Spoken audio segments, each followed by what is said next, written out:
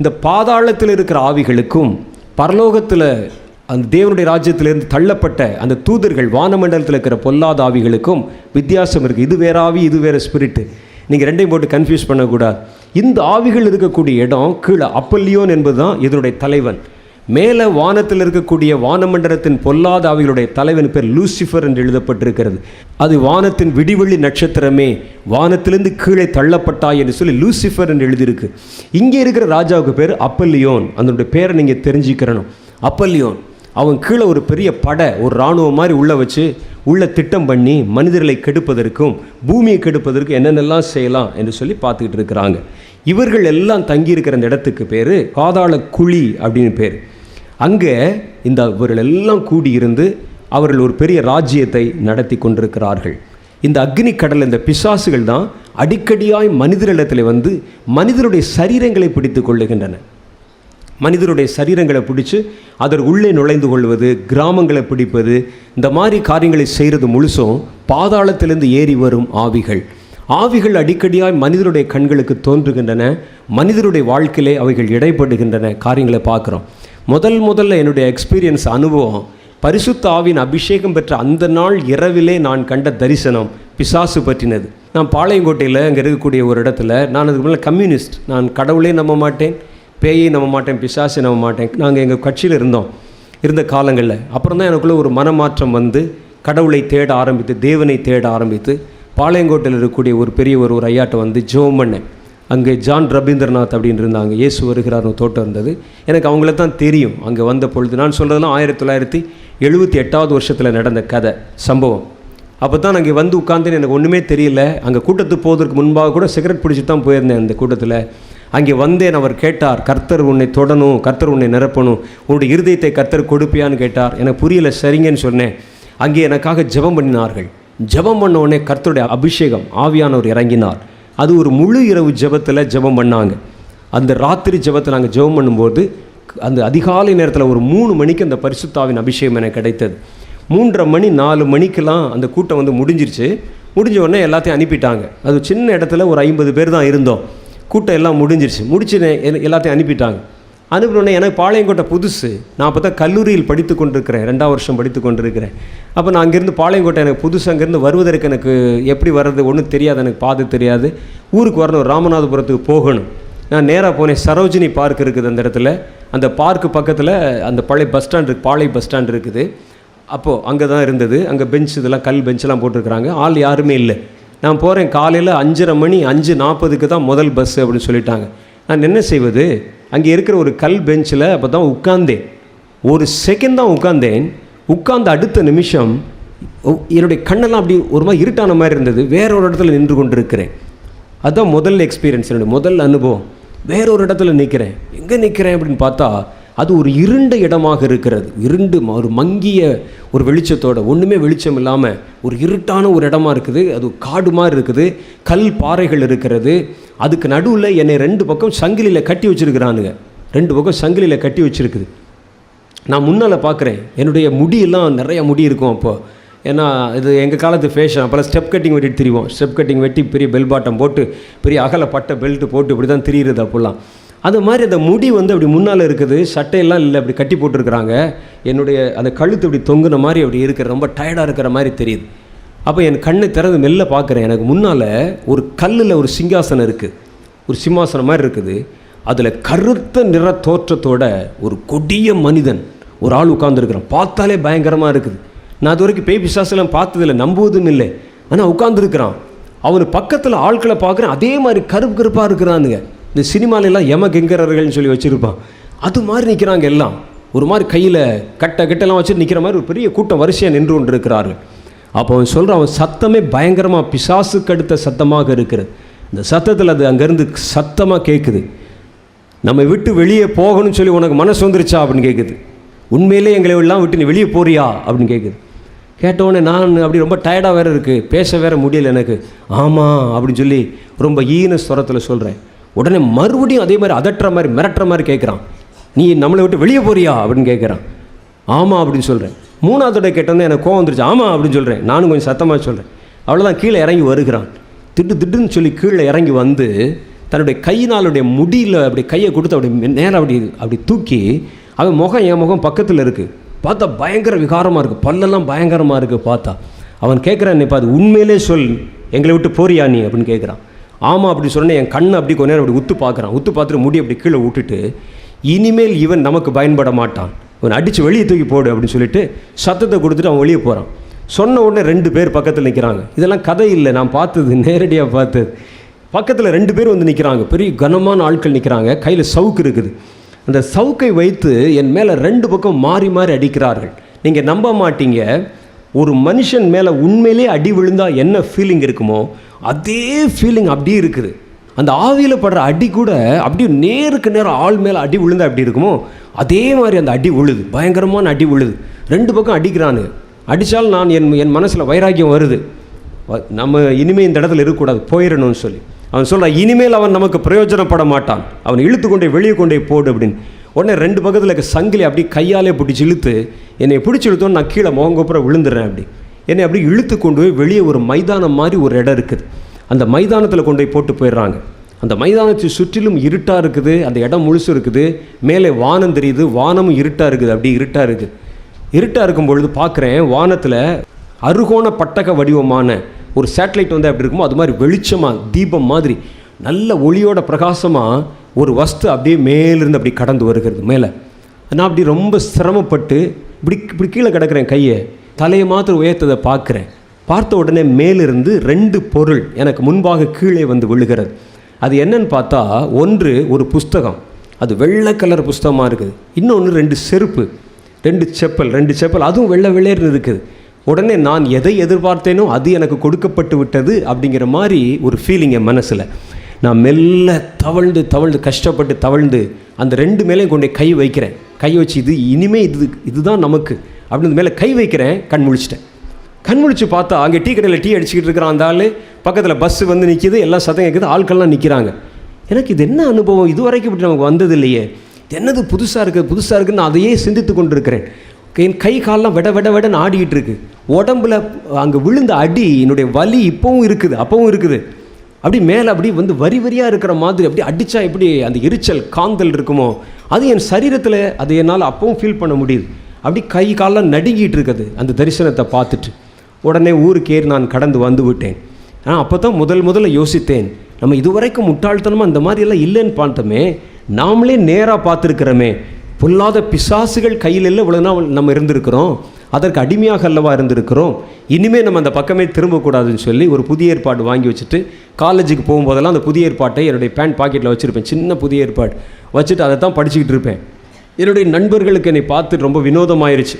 நம்ம ரட்சிக்கப்பட்டான்னு சொன்னோன்னே என்னை ரொம்ப கேலி பண்ணி கிண்டல் பண்ண ஆரம்பித்து அவர்கள் என்னை பார்த்து என்னை எப்படியாவது மறுபடியும் தங்களுடைய வழியிலே திருப்ப வேண்டும் என்று என்னென்னமோ ட்ரை பண்ணி பார்த்தாங்க, ஒன்றும் முடியல.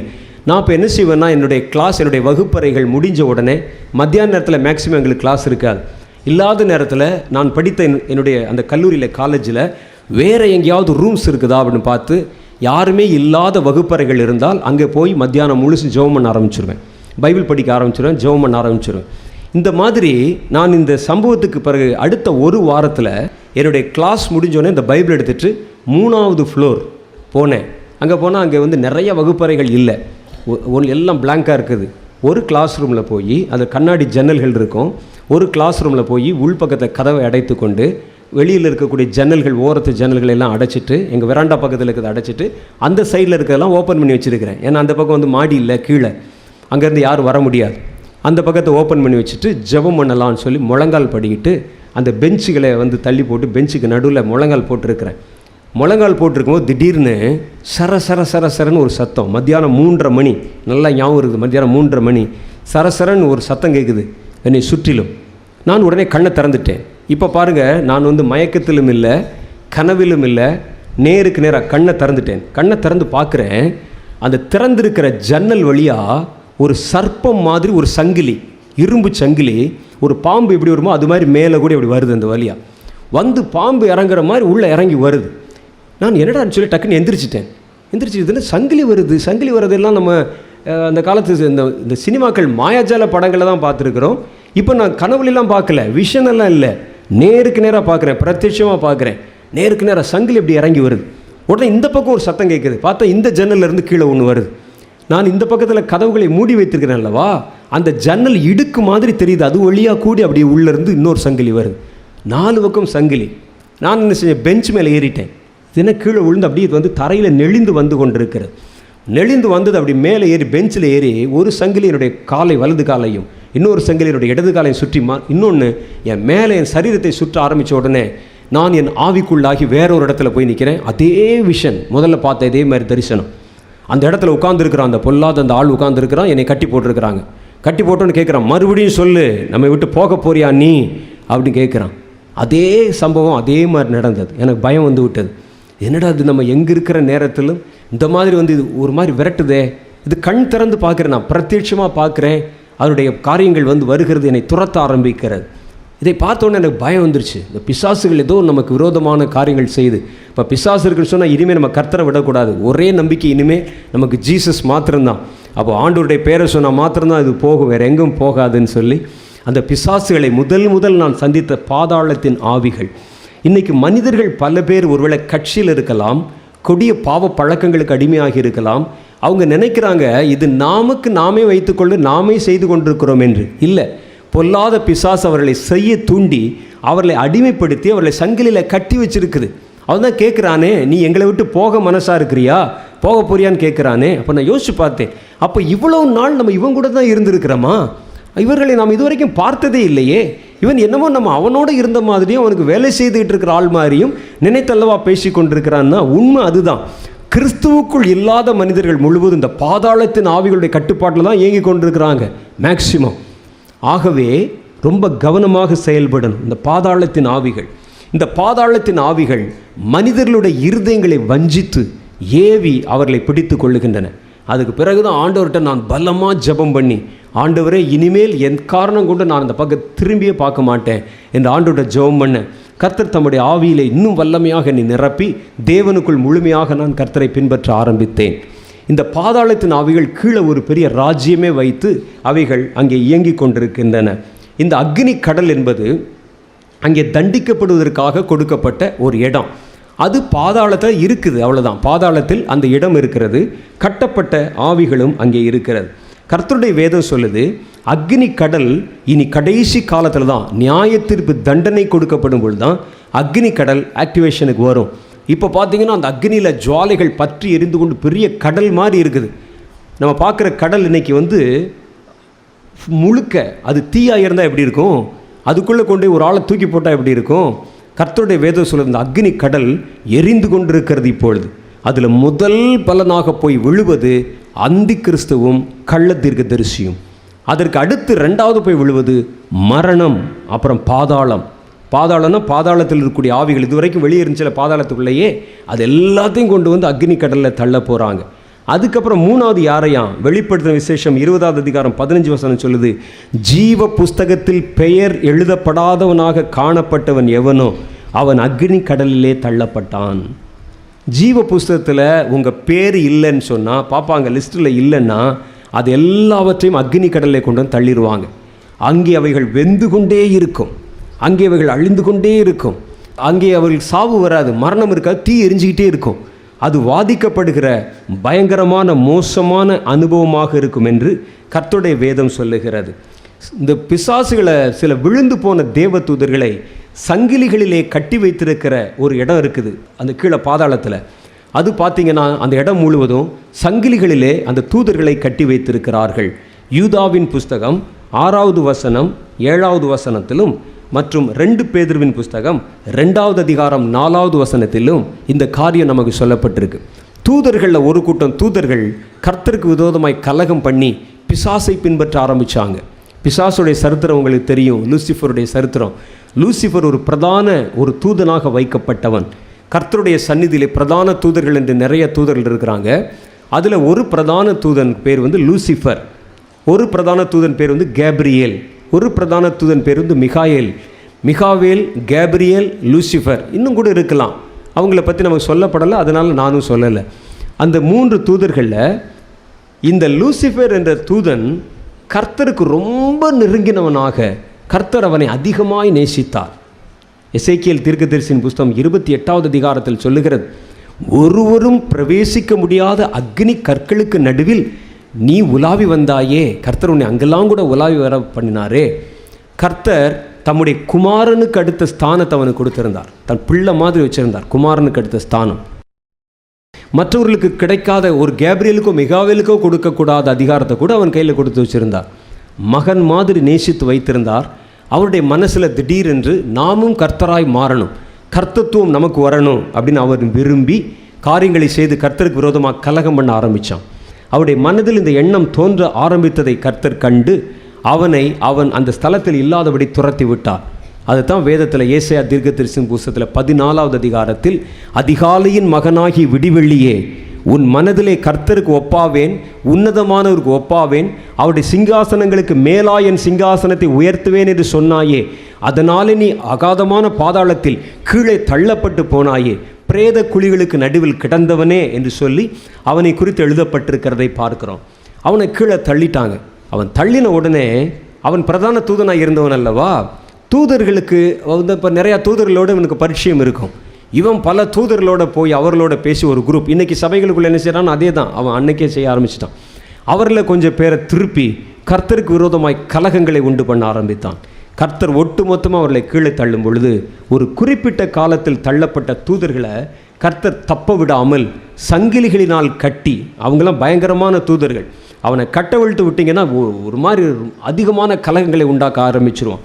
அவர்களை கட்டி நியாய தீர்ப்புக்காக இந்த பாதாள உலகத்தில் ஒரு பகுதியில் அவர்களை நியாய தீர்ப்புக்காக கட்டி வச்சிருக்கிறார்.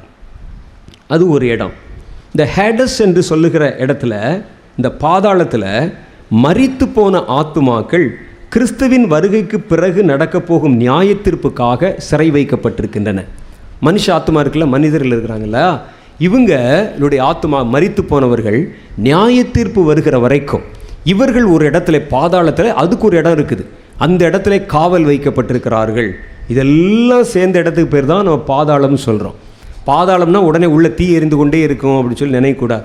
சிலர் நம்ம சொல்கிறத பார்க்குறோம், பிசாசே உன்னை பாதாளத்துக்கு அனுப்புகிறேன் அப்படின்னு சொல்லி, நான் பாதாளத்தில் தான்டா வந்திருக்கேன், அதான் என் வீடு, என்னை மறுபடியும் அங்கே அனுப்புனா மறுபடியும் வருவேன் அப்படின்னு சொல்லும்.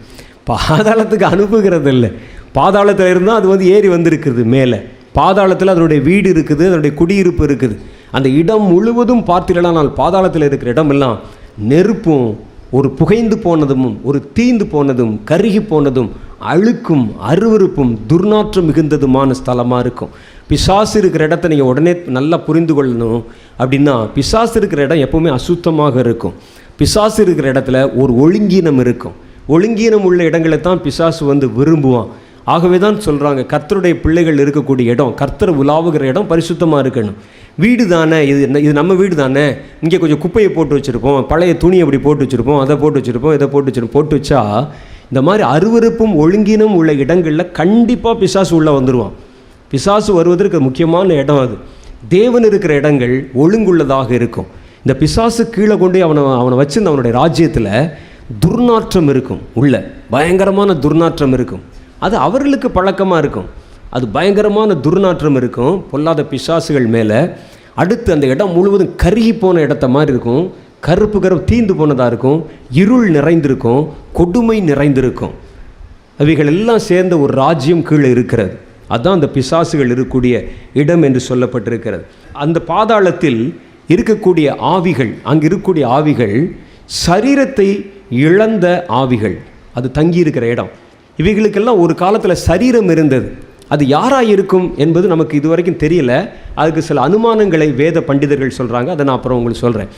இவர்கள் சரீரத்தை உடையவர்கள் ஆக இருந்து மரித்து போன ஆவிகள், ஆனால் நல்ல ஒரு சக்தி நிறைந்த ஆவிகள், நல்ல பவர்ஃபுல் ஸ்பிரிட்டு. மேலே வானத்தில் உலாவிக் கொண்டிருக்கிற பொல்லாத ஆவிகள் என்று சொல்லுகிறவைகள் தேவ தூதர்களாக இருந்து விழுந்து போனவைகள். பாதாளத்தில் இருக்கக்கூடிய பாதாளத்தின் ஆவிகள் ஒரு காலத்தில் அவைகளுக்கு சரீரம் கொடுக்கப்பட்டிருந்தது. சரீரம் கொடுக்கப்பட்டு சரீரத்தை இழந்த ஆவிகள்.